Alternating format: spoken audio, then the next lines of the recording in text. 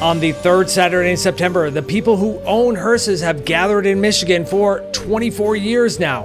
I love car shows, so I stopped by to see the vehicles like this 1983 Cadillac.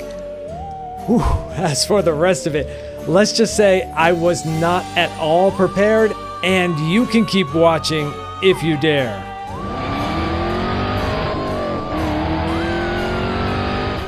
As I see it, people like Halloween. Other people, it's their jam. Some people occasionally watch a scary movie. Other people love them. So if you like dark culture and car culture, then you buy an old hearse and you show up at the 24th annual HearseFest. Throughout this video, I'll identify the make of the hearse. As you might expect, lots of Cadillacs, but some other surprising brands too. But there's also the coach builder that converts these luxury vehicles. Hearse owners have a sense of humor about their dark side, so keep an eye out for some snarky bumper stickers. Some cars look like they're close to death themselves, but that's patina. It's a feature, not a defect. And sometimes it means they're just hiding something underneath. Other hearses are meticulously clean and shiny, like this 1951 Cadillac Meteor.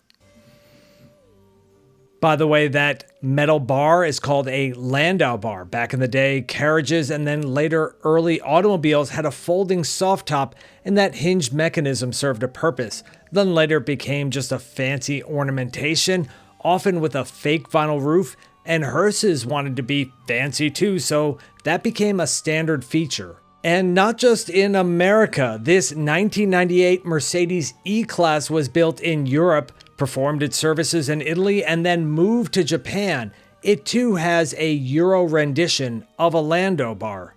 This 1959 Cadillac Superior is the same vintage as the Ghostbusters Ecto-1. This one has the rear windows blocked off for use as a hearse, but it was also available as an ambulance package. Next to it is a 1964 Buick National Ambulance fitted with emergency lights and radio dispatched. HearseFest is a great place to decorate your dead sled, just like you decorate your house for Halloween. And it's kid-friendly. Look, I'm not afraid of stuff like this. Not in the daylight anyway. I just didn't feel like interviewing these clowns. I haven't mentioned Lincoln yet, so here's a 1994 Lincoln by S&S. They put the coach lights on the C-pillar to make them extra fancy. From that same year and same coach builder, here's a slammed Cadillac Fleetwood. Head on over to Deadwood Garage channel if you'd like to learn more about them. The body is a late 1950s Cadillac, but more importantly, it's been jacked up on a 1999 Dodge Ram truck chassis. And yes, back then it was still Dodge. He had to lengthen the wheelbase a few inches to fit it properly. It's powered by a Cummins 5.9-liter engine, thus the Cummins to take you away. He drove this and the 1954 Packard next to it from West Virginia.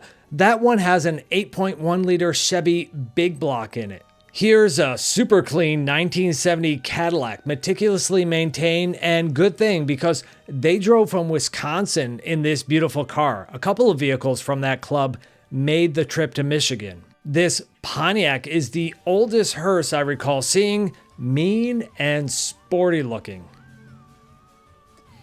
Then there's this bastard, holy hell, Zombie Hunter. I'll put a link to a story about the owner from a few years ago.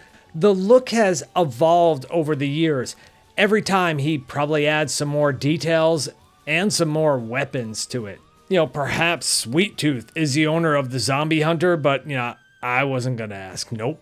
I am not afraid of ghouls or fictional murderers. I just, prefer documentaries and, cool, direwolf. And there were other animals there having fun. I'll give a shout out to Bates Haunted Sawmill in Michigan. I've never been there, but I heard it's scary good. There were some other non-hearses there. Zoinks! And if you really want, you can get food grilled out of a coffin. The companion to the Mercedes I showed earlier is this 1999 Volvo. This one was built specifically for the Japan market. No landau bar, but some other fancy things, and it is right-hand drive. Plus, the rear is the most meticulously designed hearse I've seen, just what you would expect for that market. Adults and kids gathered on this hot day for the costume competition near the end. The winner got to drive home in Grandpa Munster's car.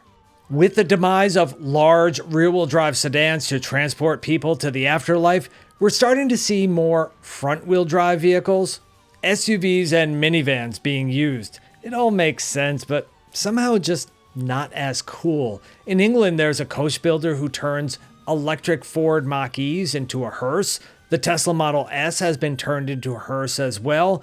Oh, maybe that's what Elon can do with all his unsold Cybertrucks. Whatever gets used going forward, I'm convinced that there are enough cool, creative, and strange people who want to buy one of these at their end of life. Next year's HearseFest will celebrate 25 years, so if you're interested, head on over to their site to stay informed, or mark your calendar for September 19th, 2026. If you know the socials for any of the vehicles shown in this video or the merch vendors, feel free to post them in the comments so you can hear their individual stories too.